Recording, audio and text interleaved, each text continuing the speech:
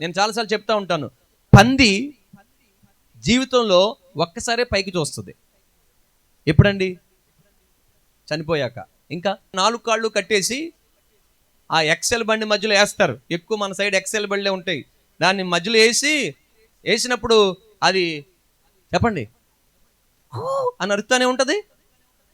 చెప్పండి, పైకి చూస్తూనే ఉంటుంది. అప్పటి వరకు తన జీవితంలో కాళ్ళు కట్టక ముందు వరకు ఎప్పుడైనా పైకి చూసి దేవా అంటదా? అన్నది ఏముండదండి. ఎప్పుడు కింద బురదలో ఏమున్నాయా కొంతమంది ఇదే యావా.